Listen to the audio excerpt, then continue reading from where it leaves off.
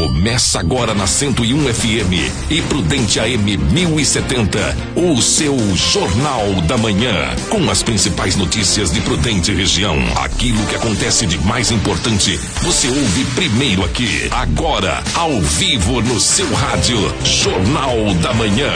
Fique ligado nos destaques do dia. 101 FM, 7h03 agora. Hoje, terça-feira, dia 30 de março de 2021, estamos começando o Jornal da Manhã. As principais informações, Presidente Prudente e toda a nossa região. Jornal da Manhã, você acompanhando pela 101 FM, pela Prudente AM 1070, você acompanhando pelo Facebook e também pelo nosso site www.101fmprudente.com.br. Agora, 7h03, daqui a pouquinho, Rede Luci Montoro será instalada em Presidente Prudente com investimento de 30 milhões de reais. Vamos ter a informação também do futebol. A Federação Paulista de Futebol realiza a nova tentativa de retomada do Paulistão e o clássico entre Fluminense e Vasco também. Vamos falar daqui a pouquinho no Jornal da Manhã, na parte de esporte. Comandante da PM esclarece morte de soldado em Salvador. Com a Aline Costa, já também esta informação. 7h04, as primeiras informações chegando são as informações da polícia. Com o repórter Geraldo Gomes, que fala sempre no oferecimento de Zalpa Cardans, do Mário Zalpa. Jornal da Manhã e as informações da polícia. Geraldo Gomes, bom dia, Geraldo. Muito bom dia. Bom dia a você, bom dia ouvintes, bom dia para você que está aí acompanhando já o nosso Jornal da Manhã. E olha só, um vovô inconformado com um netinho de 13 anos de idade. Sabe qual o motivo? O garoto apareceu com uma enorme tatuagem na perna, né? Esse caso aconteceu no final de semana aqui em Presidente Prudente. E esse avô, ele tem a guarda desse garoto, que tem apenas 13 aninhos de idade. O rapaz, o meninote, pediu para o vovô que queria fazer uma tatuagem, e o vô disse que não era o momento e não é hora dele fazer esse tipo de tatuagem ainda, por ser uma criança praticamente, e o menino então ficou por ali. Só que ele não engoliu aquela conversa do vovô, se ajuntou com um outro amiguinho aí no final de semana, saíram de casa, ficaram por volta do dia todo fora de casa. Quando retornou, chegou com uma tatuagem enorme na perna, né? Uma tatuagem que foi feita aí por um tatuador que, segundo ele, cobrou R$200 para fazer a imagem tanto na perna dele como também no companheirinho, no garotinho que estava com ele, né? E segundo ele ainda, o adolescente que estava com ele teria pago o valor de R$200 pelas duas tatuagens. O caso veio parar aqui na delegacia de polícia. O vovô, muito revoltado com essa situação toda, veio até a delegacia de polícia e registrou o boletim de ocorrência, né? O caso foi registrado como lesão corporal, né? Vai dar problema com certeza, né? Esse cidadão aí, o tatuador que praticou esse ato, tem que, com certeza, prestar esclarecimento, já que os dois são menores de idade, são adolescentes, crianças praticamente ainda, né? Nesse caso aí, o caso, com certeza, deve trazer um transtorno muito grande. E a mágoa do vovô foi imensa, né? De que ele não queria aí que o netinho fizesse essa tatuagem na perna, né? Ele acabou vindo à delegacia, registrou um boletim de ocorrência e a polícia vai investigar esse caso em Presidente Prudente. É cada uma que chega por aqui também que eu vou dizer para você, viu? Cada ocorrência que chega por aqui para nossa querida Polícia Civil, né, resolver, que eu vou falar, nem precisava, né? Mas são fatos que acontecem e acabam virando casos de polícia. E a Polícia Civil prendeu ontem um cidadão acusado de tráfico de entorpecente no município de Álvares Machado. As diligências estavam sendo realizadas já há algum tempo. Com todas as informações, os policiais civis adquiriram detalhes de um morador do conjunto habitacional formado por prédios de apartamentos no município de Álvares Machado. E esse cidadão já tem passagem pela polícia, inclusive já foi condenado em outras oportunidades pelo tráfico de droga. E os policiais receberam a informação que ele estaria promovendo o comércio ilícito de entorpecente ali no local. Então os investigadores aprofundaram as atividades de inteligência policial, ficaram de campana, sempre ali observando, e ontem conseguiu flagrar o cidadão com um pacote de maconha, né? Ele tinha o pacote de maconha escondido no interior do imóvel onde reside. E os policiais, então, conseguiram prender este homem. Ele foi conduzido à delegacia, vai responder pelo crime de tráfico de entorpecente. Mais uma bronca, né? Já que é reincidente. E segundo as informações, eles estariam, até então, além de vender a droga, estaria trabalhando como mototaxista na cidade. Tem 33 anos de idade e vai responder aí por esse crime. Nós tivemos também, viu, Cleito, informações aí sobre o trabalho importante da nossa Polícia Militar Rodoviária, que está preparando a operação aí para ser realizada, a Operação Semana Santa, que deve ser realizada já a partir desse dia 1º. Vai ocorrer das 0 horas do dia 1º e segue até as 0 horas do dia 4, né? Em toda a região aqui de Presidente Prudente, nas cidades como Dracena, Presidente Venceslau, todas as cidades que compõem a 2ª Companhia da Polícia Militar Rodoviária. O trabalho, segundo os policiais militares rodoviários, é para diminuir em mais de 50% aí o número de acidentes que ocorrem, principalmente nesse período. A expectativa é de que não haja muitos veículos nas rodovias, quer dizer, isso é o que nós estamos esperando, a própria polícia, a população também, é que as pessoas fiquem em casa, que não saiam para ir para locais por aí, utilizarem as rodovias. Isso pode fazer com que caia o número de veículos circulando pela nossa rodovia. Mas, a princípio, a polícia trabalha com todos os seus policiais, com todo o seu aparato, para realizar uma campanha que seja do tamanho aí da campanha da própria Operação Semana Santa, né? Então, os policiais estão em todos os locais para coibir infrações como ultrapassagem perigosas, alta velocidade, pessoas que bebem e dirigem, pessoas que estão sem documentação. Quer dizer, a fiscalização é intensa em toda a malha viária da nossa região. Então fica o lembrete aí para você, se vai viajar, todo cuidado é pouco. Tem algumas pistas, né, aqui da nossa região, como Almero Severo Lins, entre Martinópolis e Rancharia, e a Assis Chateaubriand, entre Martinópolis e Parapuã. O trecho está em obras, né? Nesse local aí a gente sabe que tem pista simples e tem obra espalhada por uma boa extensão desse local. Então fica a dica aí dos policiais para você ter todo cuidado e cautela e não se envolver em acidente. Essas são as informações, as principais do setor policial. Informações de Geraldo Gomes. Um bom dia. Obrigado, Geraldo Gomes, pelas informações. Geraldo Gomes falou no oferecimento de Zalpa Cadans, do Mário Zalpa. 7 horas 11 minutos, Joilton Carlos, atualização Covid-19 em Presidente Prudente. Bom dia, Joilton. Bom dia, Cleiton, bom dia, ouvintes da 101 FM da Prudente AM. O boletim foi atualizado ontem às 17 horas e 44 minutos. E essas informações são prestadas pela Secretaria de Saúde e Vigilância Epidemiológica. E você pode encontrá-las no Inova Prudente /coronavírus e também no Prudente News, o mais novo portal de informações de Presidente Prudente. Casos curados, 15.113, notificações 57.391, descartados 37.548, aguardando o resultado 459, hospitalizados subiu para 164, mais um recorde aqui em Presidente Prudente de pessoas internadas devido à Covid-19. Casos confirmados subiu para 15.948. E ontem nós tivemos o registro de 13 óbitos, obviamente que são números contabilizados do sábado e do domingo, do final de semana, e tem 6 mortes suspeitas.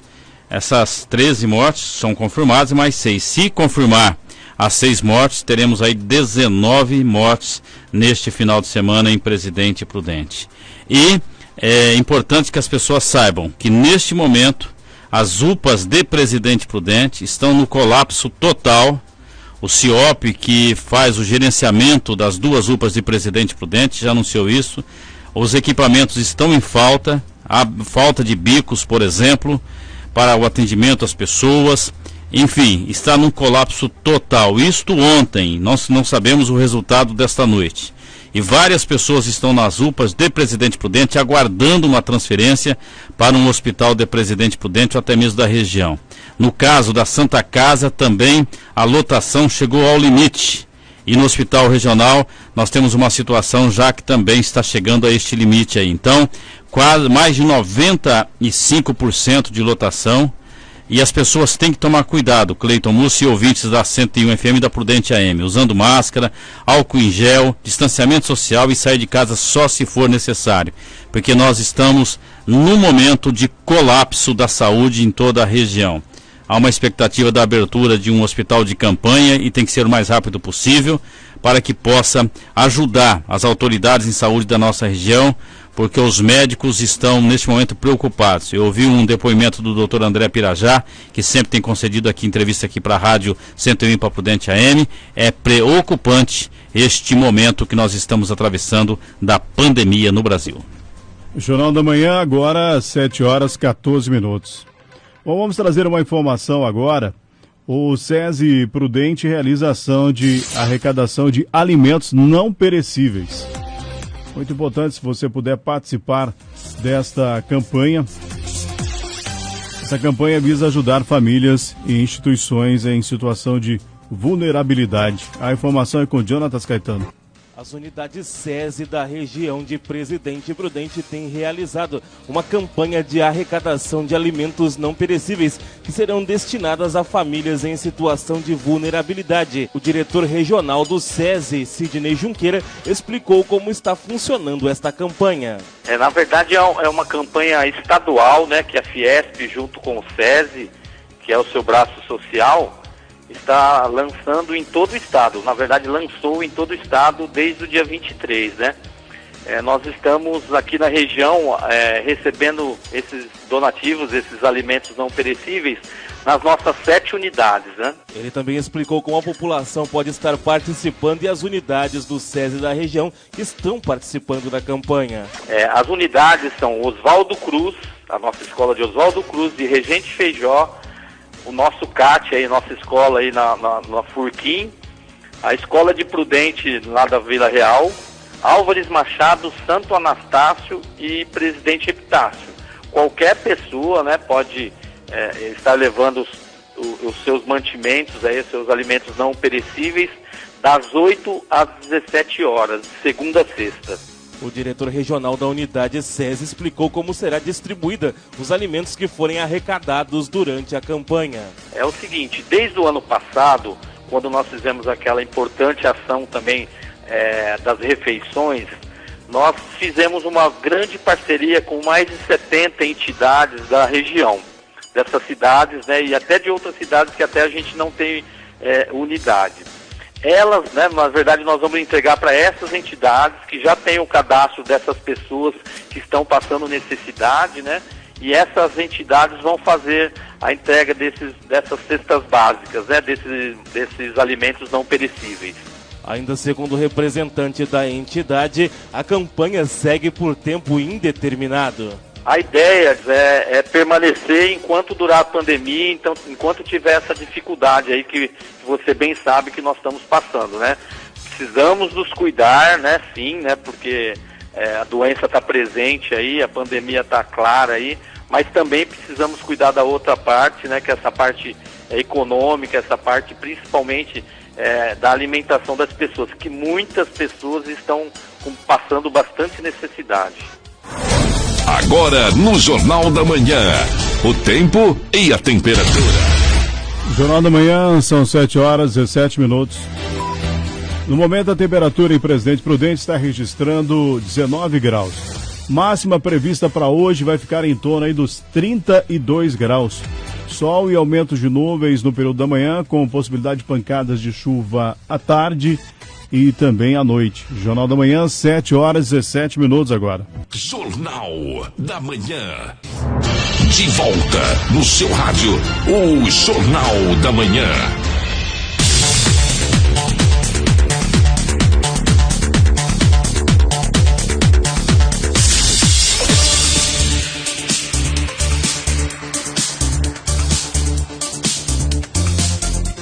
Jornal da Manhã, 7 horas 21 minutos agora. Conferindo 7 horas 21 minutos, de volta o Jornal da Manhã. Sempre lembrando, você acompanhando pela 101 FM, pela Prudente AM 1070. Também pelo Facebook e pelo nosso site www.101fmprudente.com.br. Agora 7 horas 21 minutos. A informação chegando agora é com Aline Costa. Comandante da PM esclarece morte de soldado em Salvador.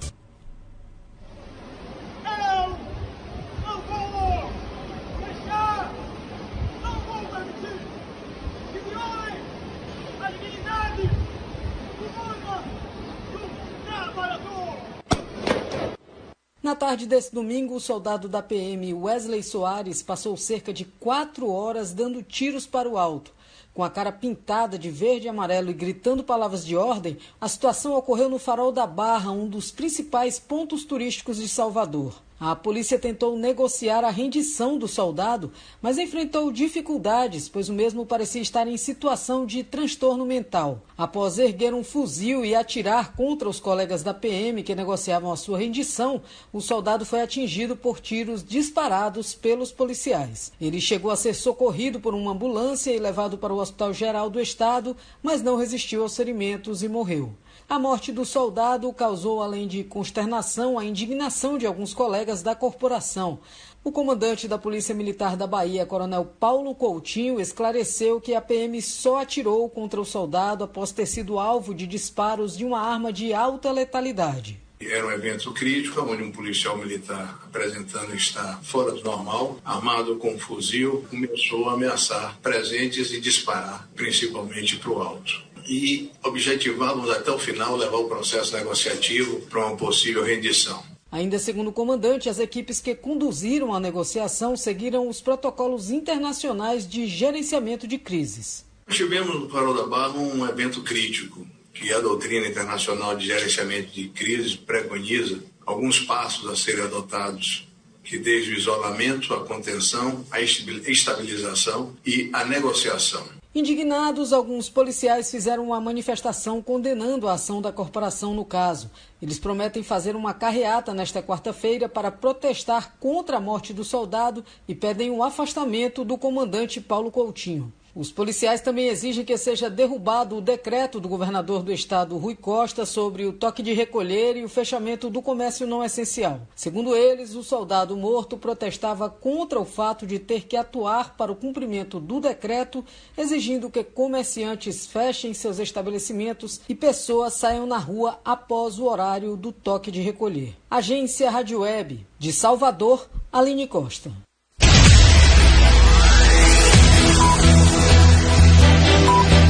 Jornal da Manhã, 7 horas 24 minutos. Rede Luci Montoro será instalada em Prudente com investimento de 30 milhões de reais. Jonatas Caetano. Bem, nós vamos conversar agora com o deputado Mauro Bragato, deputado estadual Mauro Bragato. Uma notícia boa para Presidente Prudente e também para a região. A conquista da vinda da rede Luci Montoro para a nossa região. Deputado, muito obrigado pela sua participação aqui conosco. O que isso significa para Prudente? Quanto em investimento vai ocorrer aqui no município? Um bom dia a todos. Eu quero dizer que vai ser um investimento de 20 milhões de reais aproximadamente, um pouco mais, e vai significar mais 10 milhões em equipamentos.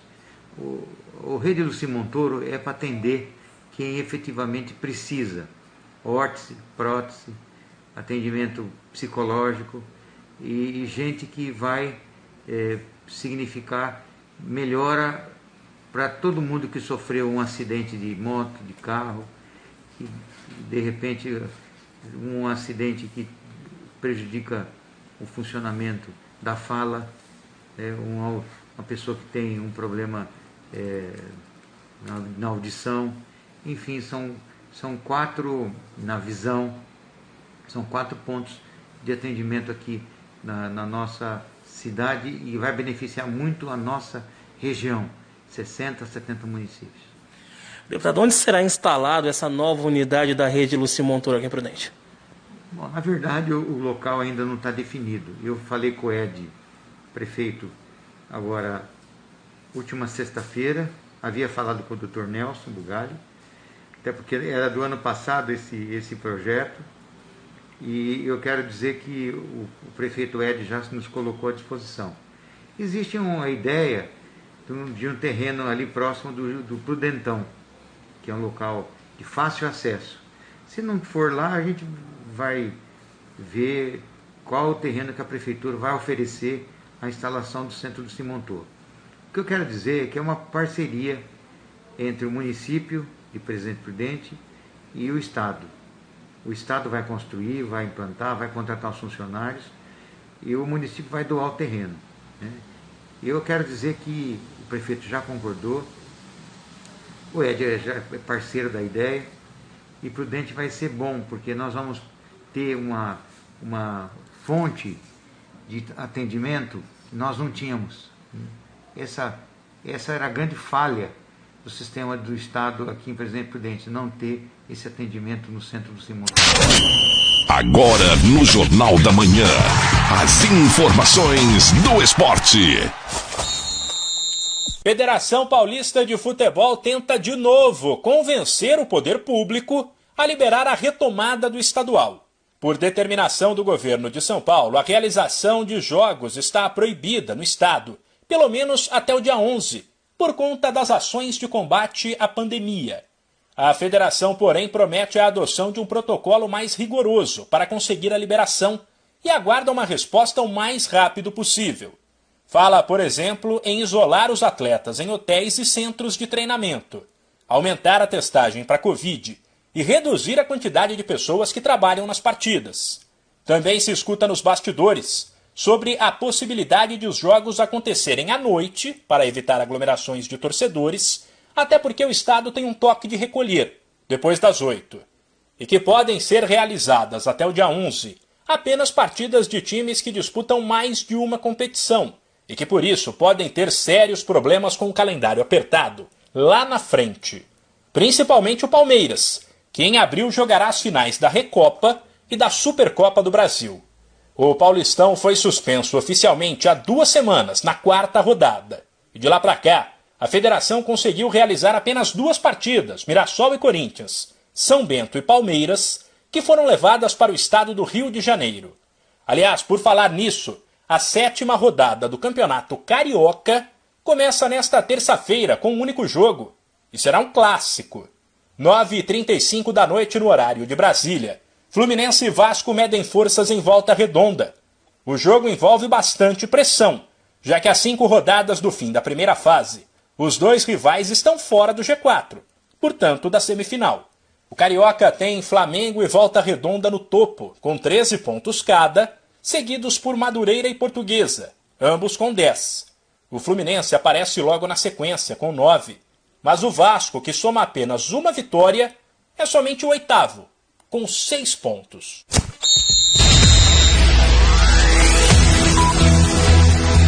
Jornal da Manhã, 7h29.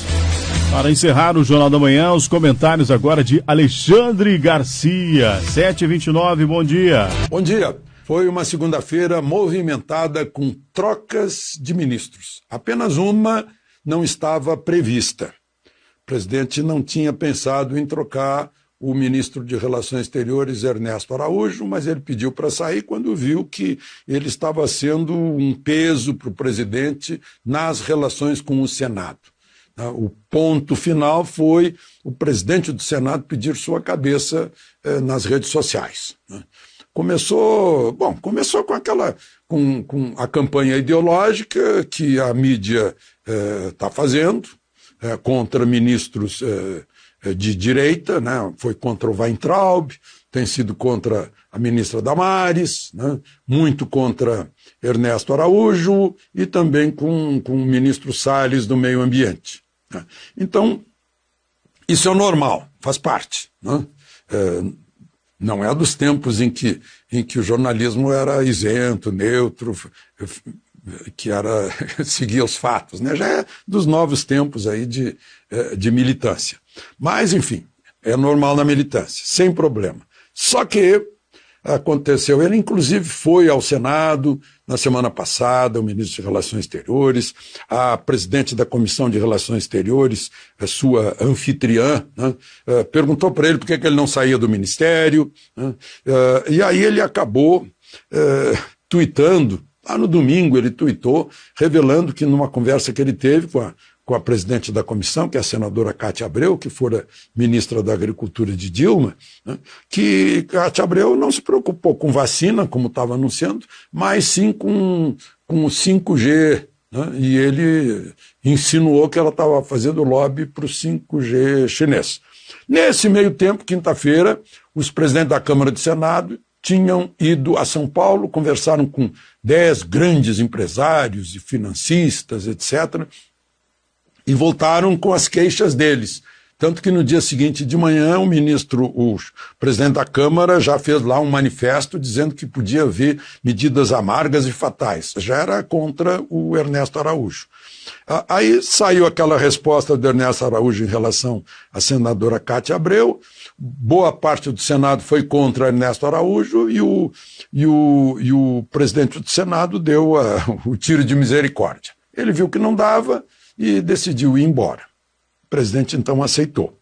Ao mesmo tempo, o presidente já tinha se programado para fazer mudanças nessa segunda-feira, para fazer uma rearrumação no ministério, pondo ministros mais ativos, mais dinâmicos, em defesa das questões de governo. Tirou o ministro-chefe da Advocacia Geral da União, que se chama José Levi Melo do Amaral Júnior, que tinha induzido o presidente a um erro naquela ADIM, contra o toque de recolher, que deixou o presidente no pincel e levou a escada, né? Deixou o presidente assinando sozinho, e lá no Supremo o ministro Marco Aurélio nem aceitou, porque tinha que ter a assinatura de um advogado.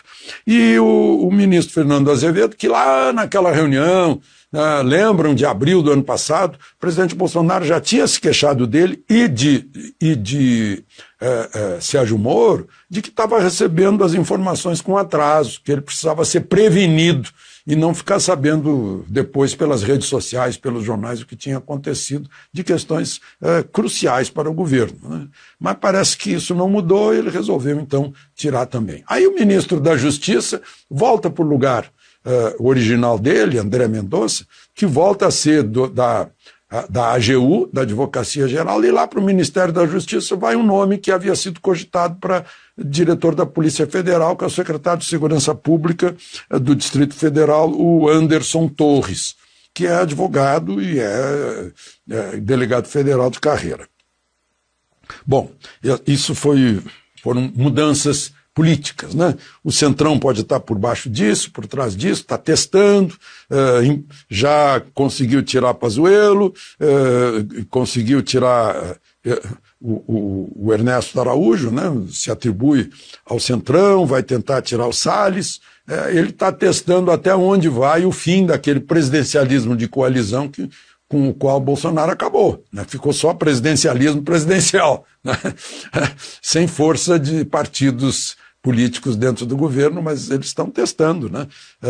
Claro que o presidente, se um ministro não tem o apoio do Senado, né, que é um órgão importantíssimo, inclusive é quem apoia embaixadores, né, então tem que aceitar essa saída do ministro, que o ministro também sabe disso, né? Bom, outro caso a ser considerado foi o incidente lá de Salvador, do PM que fez um protesto que não ia mais servir para são palavras dele, deixar que violem a dignidade humana de um trabalhador. O PM acabou morto, né? E isso teve repercussões em Salvador e provavelmente vai dar uma sacudida aí nas atuações de PM, policiais municipais, que a gente vê jogando as pessoas no chão com a maior brutalidade, com a maior violência. É de dar pena, né? Não dá para... muitos deles são formados em direito e sabem quais são os direitos e garantias individuais que estão sendo violados aí nesse período aí de quase histeria, né? Então, vamos esperar as consequências. Eu não estava lá em Salvador, não sei exatamente o que aconteceu, mas a gente percebe as consequências. De Brasília, Alexandre Garcia. Você ouviu na 101 FM e Prudente AM 1070, Jornal da Manhã.